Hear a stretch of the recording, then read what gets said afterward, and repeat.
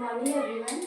आज के लेक्चर में हमारा जो जनजातीय आंदोलन है वो कंप्लीट हो जाएगा और अभी तक जितने भी हमने जनजातीय आंदोलन से संबंधित हमारे जो लेक्चर है उसमें उस सबका आज रिवीजन कर लेंगे और नेक्स्ट फिर हम किसान आंदोलन को पढ़ेंगे, है। तो हमको क्या जो जनजातीय आंदोलन में हमारा नागा आंदोलन वो छूट गया था उसको देखते हैं। तो नागा आंदोलन कब हुआ था? तो 1931 में हुआ था। और जो नागा आंदोलन है ये कहाँ पे हुआ था? मणिपुर क्षेत्र में हुआ था ना।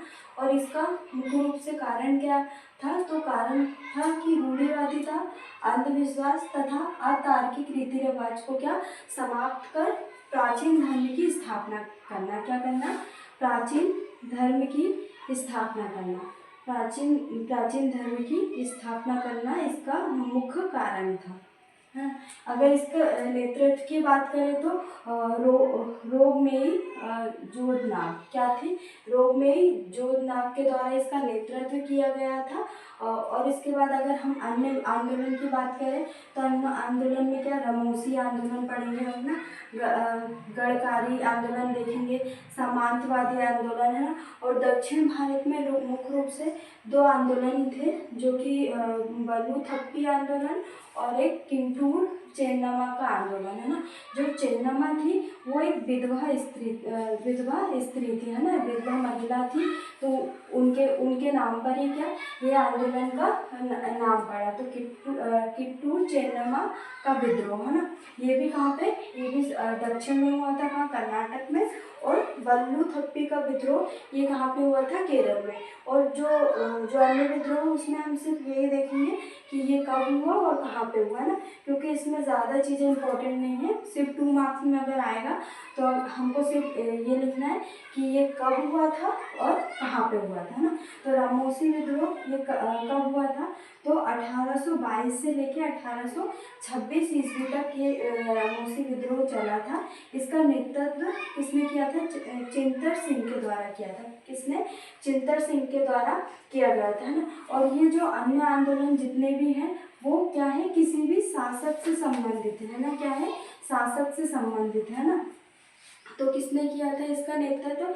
चित्तर सिंह के द्वारा किया था। इसके बाद गढ़कारी विद्रोह ये कब हुआ था? 1844 ईस्वी में। कब हुआ था? 1844 ईस्वी में हुआ था। और ये कहाँ पे? कोल्हापुर में हुआ था। कोल्हापुर कहाँ पे है? महाराष्ट्र में, है ना। तो ये आंदोलन कहाँ पे हुआ था? महाराष्ट्र में, है ना। इसके बाद देखेंगे हम सामंतवादी विद्रोह, ये भी कब हुआ था? 1844 ईस्वी में हुआ था। और ये कहाँ पे हुआ था? ये दक्कन क्षेत्र में हुआ था। कौन सा? सामंतवादी विद्रोह 1844 ईस्वी में दक्कन क्षेत्र में। और बलू थप्पी का विद्रोह 1818 से 1809 में ये कहाँ पे हुआ था? केरल में हुआ था, ना। तो हम मुख्य रूप से देखेंगे कि बलू थप्पी का विद्रोह जो कि 1818 से 1809 केरल में। और किट्टूर चेन्नम्मा का विद्रोह 1828 से 1829 तक हुआ था। ये कहाँ पे? कर्नाटक, है ना। तो ये दो मुख्य रूप से क्या है? दक्षिण भारत के विद्रोह है। क्या है? दक्षिण भारत के विद्रोह, है ना। तो हमने अन्य विद्रोह में भी देख लिया। नागा विद्रोह भी हमारा कंप्लीट हो गया। अन्य विद्रोह में हमने रामोसी विद्रोह, गढ़कारी विद्रोह, सामंतवादी विद्रोह और बल्लू थप्पी का विद्रोह और किंटूर चेन्नम्मा का विद्रोह, है ना। इसके बाद हम ये देखेंगे कि अभी तक हमने कितने विद्रोह और आंदोलन कर लिए हैं ना। एक बार हम रिवीजन कर लेते हैं ताकि आपको याद आ जाए हमने क्या क्या चीज़ें पढ़ी, जिसमें हमने इनको 2 मार्क्स में भी देख लिया, 7 मार्क्स में अगर आएगा तो 7 मार्क्स में भी देख लिया। और अगर ओवरऑल अगर पूछेंगे तो ये 11 मार्क्स में पूछ सकते हैं ना। तो हम 11 मार्क्स में पूछेंगे तो सिर्फ हमको कब हुआ, कहाँ हुआ, यही चीज़ें लिखनी है। अगर 7 मार्क्स में पूछे तो इसकी सारी डिटेल लिखनी कि कब हुआ, कहाँ, और कारण लिखना है, नेतृत्व और परिणामतः क्या हुआ, है ना। तो ये हमारा 7 मार्क्स में हो जाएगा। और 2 मार्क्स में हमको बस कारण में एक ही कारण लिखना है और नेतृत्व किसने किया और कहाँ पे हुआ, है ना, ये चीज़ें लिखनी है। तो राजनीतिक और धार्मिक आंदोलन में कौन कौन से आंदोलन पढ़े हमने? फकीर आंदोलन, है ना, एक बार हम देख लेते हैं ताकि आपको याद आ जाए, है ना। इसके बाद सन्यासी आंदोलन, इसमें भी फकीर आंदोलन में हमने देखा कि ये कहाँ पे हुआ। ये मुख्य रूप से धार्मिक आंदोलन था। जो फ़कीर आंदोलन है वो धार्मिक आंदोलन था और ये किनके द्वारा किया गया था? ये मुसलमानों के द्वारा किया गया आंदोलन था। इसके बाद सन्यासी आंदोलन देखा था हमने। सन्यासी आंदोलन में भी हमने ये चीज़ें देखी थी, कहाँ हुआ, कब हुआ, इसका कारण, है ना। ये सीक्वेंस हमने सभी विद्रोह और आंदोलन में देखा था, है ना। इसके बाद हमने देखा था पागलपंथी विद्रोह। इसके बाद हमने देखा था फराजी आंदोलन और इसके बाद हमने देखा था बहावी।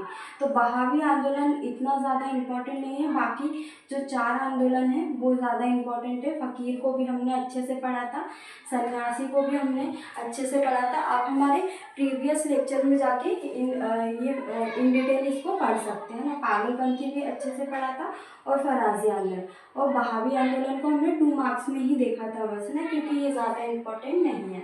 इसके बाद हमने जनजातीय आंदोलन देखे थे, जिसमें हमने देखा था पहाड़िया आंदोलन। और जो अगर हम देखें तो ओवरऑल अगर जो जनजातीय आंदोलन है वो हमको या तो छत्तीसगढ़ के क्षेत्र में या बिहार के क्षेत्र में या झारखंड के क्षेत्र में ही देखने को मिलेंगे। अगर इसके अलावा हमको फिर ये दक्षिण भारत में देखने को मिलेंगे।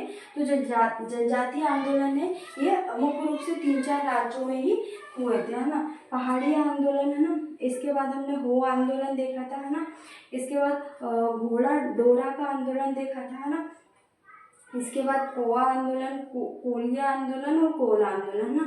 इसमें कोल आंदोलन बहुत इंपॉर्टेंट है, जो कि 7 मार्क्स में आपका आ सकता है। बाकी ये जो पहाड़िया है, हो है, कोल डोरा है ना, ये आपके 2 मार्क्स में आ सकते हैं ना। इसके बाद हमने संताल विद्रोह देखा था, ये भी आपके 7 मार्क्स में आ सकता है। ये मैंने आपको अच्छे से बताया था, 2 मार्क्स में भी आपको बता दिया था, ये 7 मार्क्स में भी और 11 मार्क्स में। इसके बाद खासी आंदोलन बहुत इंपॉर्टेंट है। अहोम, ये भी आपके 2 मार्क्स में आ सकता है। भील आंदोलन, है ना, भील इंपॉर्टेंट है, 2 मार्क्स में भी आ सकता है, 7 मार्क्स और 11 तीनों में आ सकता है ना। मुंडा विद्रोह भी आपका बहुत इंपॉर्टेंट